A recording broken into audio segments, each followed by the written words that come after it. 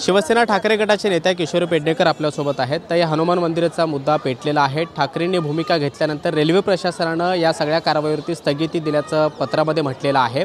थोड्याच वेळापूर्वी भाजपचे नेते किरीट सोमय्या या ठिकाणी आलेले होते आणि तेव्हा सगळ्या शिवसैनिकांच्या आक्रमक पेशाला त्यांना सामोरं जावं लागलं आणि दर्शन घेऊन लगेचच निघावं लागलं। खरं कारण नसताना असं अस्थिर वातावरण का बनवता? मुळात हे 100 वर्ष 80 काय 100 वर्ष पूर्ण झालेलं 80 वर्ष पूर्ण झालेलं मंदिर आहे आणि रेल्वेच्या एवढ्या जागा पडलेल्या आहेत, त्या जागा सोडून इथे कुठे करायला आले आणि सत्तेत केंद्रात आणि राज्यात जे भाजपा अगदी हिंदुत्वाचा नारा देत चाललेले आहेत, मग ते मंदिरांवर कसे काय हातोडे मारून देऊ शकतात?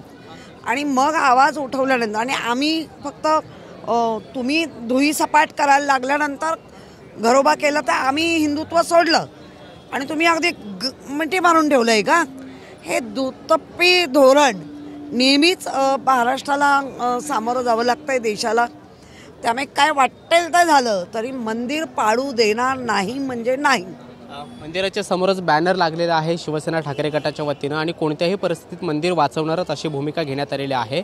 भाजपचे नेते सुद्धा ठाकरेंनी भूमिका घेतल्यानंतर या मंदिरामध्ये येतात आणि लोकसभेला कुठेतरी मुस्लिम धार्जिनं मत होतं आणि आता विधानसभेत फटका बसल्यानंतर ठाकरेंना हिंदुत्वाची जाणीव झाली अशा प्रतिक्रिया देतात। मुस्लिम धार्जिनीय मत कधीच नव्हतं।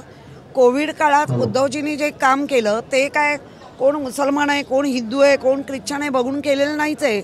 आणि आमची भूमिका अशी आहे की जो महाराष्ट्रात राहतो, जो देशाला मानतो, जो भारतीय नागरिक म्हणून घेतो, ते सगळे आपले असले पाहिजे आणि ते आहेत म्हणून। आणि त्यांना काय मतांचा अधिकार नाही। बरं, हे काय मतं घेतली नाहीत यांनी लोकांनी, मुसलमानांच्या ह्यांना मतं पडली नाही आहेत का? पण उगाचच कारण नसताना उद्धवजींना बदनाम करण्यासाठी कुठलंही कारण चालतंय, ते हे कारण आहे। ठाकरेंचे जवळपास सगळेच नेते या ठिकाणी मुंबईतले पोहोचत आहेत। थोड्याच वेळात आदित्य ठाकरे हे देखील येत आहेत, संजय राऊत हे देखील येत आहेत। मंदिराबाबतची भूमिका ठाकरेंनी स्पष्ट केलेली आहे, तीच भूमिका शेवटपर्यंत राहणार का? राहणारच। कारण हनुमान चालीसा दारात येऊन वाचणारे वगैरे आता वाचाळवीर आहेत कुठे? त्यांच्याबद्दल हेही सांगण्यात येतं की ज्यांनी हनुमान चालीसा वाचण्याचा प्रयत्न केला त्यांना तुरुंगात टाकणारे आता मंदिर वाचवण्याची भाषा करत आहेत। त्यांना हनुमान चालीसा वाचणार म्हणून तुरुंगात नाही गेलेत, प्रत्येक गोष्टीला अतिरेक केला। अतिरेक करून ज्या पद्धतीनं मुख्यमंत्री असताना त्यांना बोललं जात होतं आणि त्या कारवायाला नागरिकांनी तक्रारी केलेल्या कारवायाला त्यांना सामोरं जावं लागलंय। हिंदुत्व म्हणून नव्हे किंवा हनुमान चालीसा वाचणार म्हणून नाही। हे काय मी कोणाच्याही घरात जाईन आणि सांगेन मला होम करायचा आहे, मी हिंदू आहे, असं नाही चालत। तुला वाचायचे होते, तू जायचं होतं मंदिरात, तुला वाचायचं तुझ्या घरात वाचायची होती। हा कुठला आहे? हा सगळा बनाव होता। कारण नसताना बनाव बनाव बनाव करून हिंदू आणि ही मतं वेगळी करायची। त्या हिंदूंमध्ये पण ओबीसी मराठा ही आग लावायची, ते दिसतंय आता।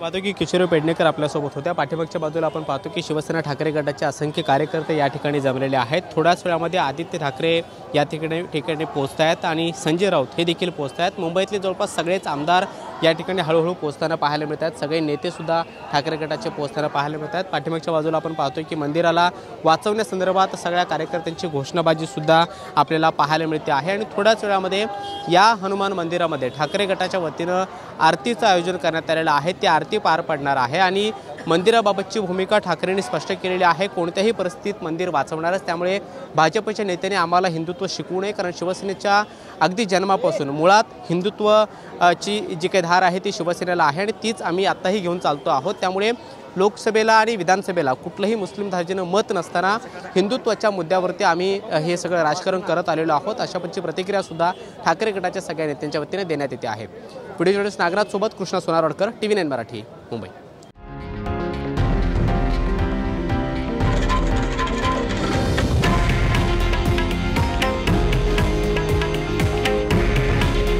हे आहे देशातील नंबर 1 न्यूज नेटवर्क आणि आपण पाहत आहात TV9 मराठी।